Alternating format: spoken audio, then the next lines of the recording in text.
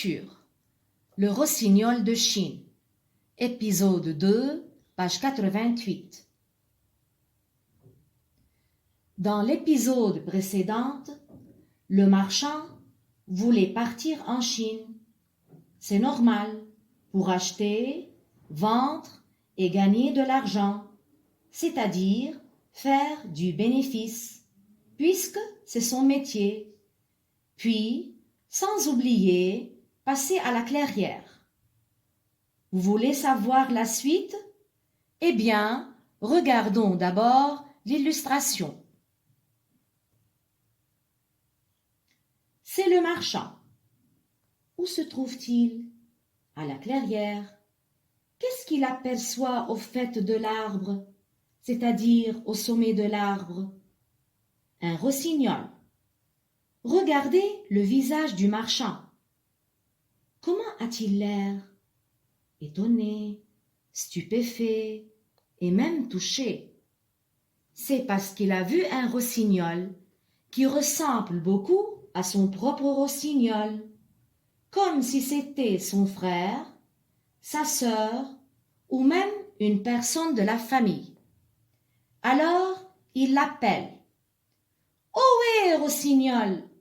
Mon rossignol m'a demandé de te dire qu'il avait de la chance de vivre dans une cage en or. » À ces mots, comme vous le voyez, le rossignol se balance à droite, à gauche et tombe mort sur le sol. « Cette phrase l'a tué, mais qu'est-ce que je vais dire à mon rossignol? » dit le marchand.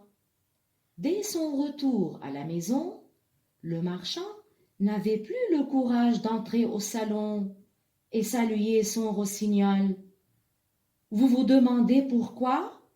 Eh bien, parce qu'il n'a pas voulu lui raconter que le rossignol qu'il a rencontré est mort.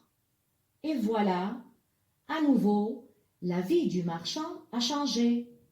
Matin et soir, il évitait de voir en premier son oiseau bien-aimé. Passons à la lecture, page 88. N'oubliez pas de marquer les liaisons. Le marchand arriva en Chine et il fit son métier de marchand. Vendre, acheter, faire du bénéfice, c'est-à-dire gagner de l'argent. Vendre, acheter, faire du bénéfice. Un marchand, ça ne sait jamais ce que ça veut. Entre, vendre, acheter ou faire du bénéfice. Il faut bien choisir.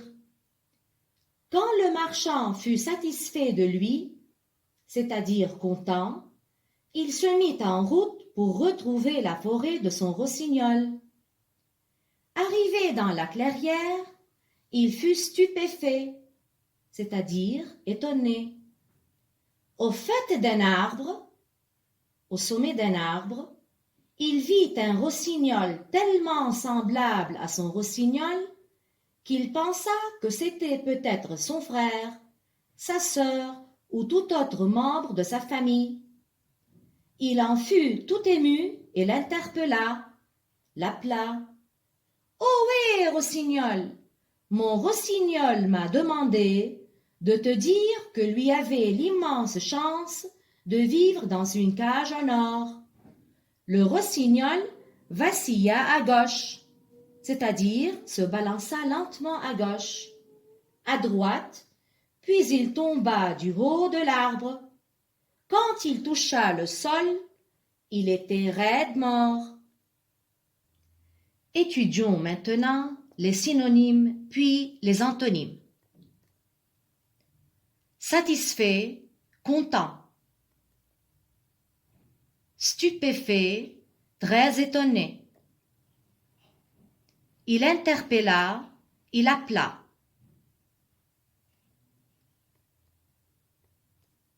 Les antonymes.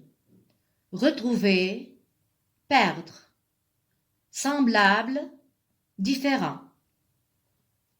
Lisons la suite de l'histoire, page 89. Le visage du marchand devint grave, c'est-à-dire devient sérieux. Une phrase avait tué ce rossignol. Qu'allait-il raconter à son oiseau favori, c'est-à-dire préféré? De retour chez lui, il n'osait plus entrer dans le salon où était accrochée la cage. N'osait plus signifie n'avait plus le courage. À nouveau, sa vie se transforma. Le premier regard du matin n'était plus pour son rossignol, mais pour sa femme. Le dernier regard du soir n'était plus pour son rossignol, mais pour sa femme. Le dernier sourire de la journée n'était plus pour son rossignol, mais pour ses enfants. Mémorisons les synonymes et l'antonyme de cette page. Synonyme: visage grave, visage sérieux. Favori, préféré. Oser, avoir le courage. Antonyme: oser, craindre.